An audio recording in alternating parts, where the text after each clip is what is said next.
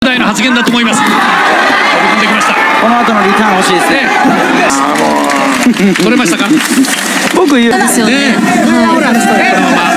両鼻から。あれがね、いいボディですけどね。すごいこの反応はすごい良いですね。から打ってくるのか。振り子のように。逃げ。もう一回振っています。一発二発と落ちて。相手の内割りを狙いましたがカバーされました。いや本当にまた来ます。打たれるたびに赤コーナーが。Matapos ang matagumpay na laban noong linggo kay Yuday Shigeyuka, Melvin Jerusalem hinabol ng rematch ni Oscar Collazo. Lumapit sa kanyang misyon na makabawi sa huling pagkatalo si reigning World Boxing Council WBC minimum weight champion Melvin Gringo Jerusalem kay Unified 105-pound titleist Oscar Collazo ng Puerto Rico matapos na muling talunin si Japanese Yuday Shigeyuka sa pamamagitan ng 12-round unanimous decision linggo ng gabi sa Aichi Sky Expo sa Nagoya, Japan.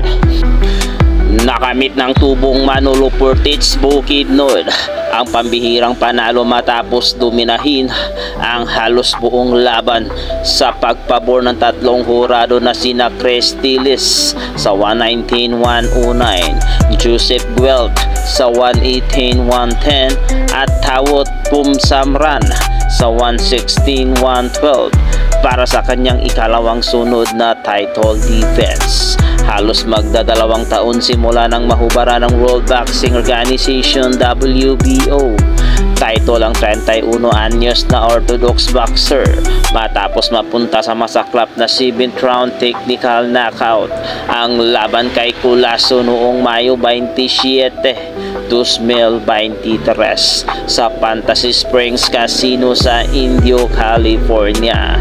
Sumuko ng mini flyweight boxer sa pagtatapos ng 7th round na kinikitaan ng mahusay na banat sa unang tatlong rounds. Naging todo banat sa kanyang preparasyon ng two-time world titleist na sinimulang gawin ang kanyang ensayo sa kanyang lugar sa Bukidnon na ipinagpatuloy sa Cebu City habang tinantiya ang tibay sa kondisyon at klima sa Nagoya Training Camp noong Pebrero.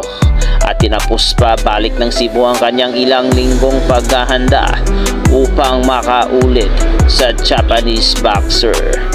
Hawak ni Collazo ang record na 11-0 at 8 KOs, ang WBO at ang World Boxing Association WBA crowns na kanyang napagwagian kay Tam Manaon Yumtrong ng Thailand sa 7th round TKO at ang The Ring title habang matagumpay na nadipinsaan ang WBO title belt laban kay Edwin Cano Hernandez sa pamamagitan ng 5th round knockout nitong linggo ng umaga oras sa Pilipinas sa Cancun, Mexico. Bring me Jerusalem, it's now a matter of time. Pahayag ng American Puerto Rican boxer sa social media na X. Sa kanyang rematch naman kay Shigeyuka, nananatiling determinado at kumpiyansa ang 5'2" boxer sa ginawang preparasyon na unti-unti nang nakukuha ang 100% na kondisyon sa laban.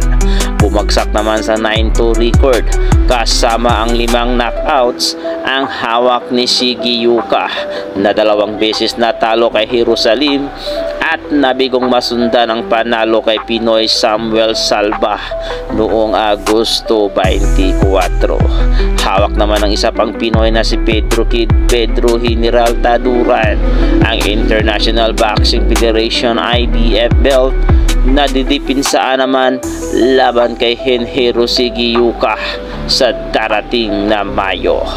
だったので、両選手とも本当にすごいっていうふうに思います。その頑張り、でもこのね負けでね。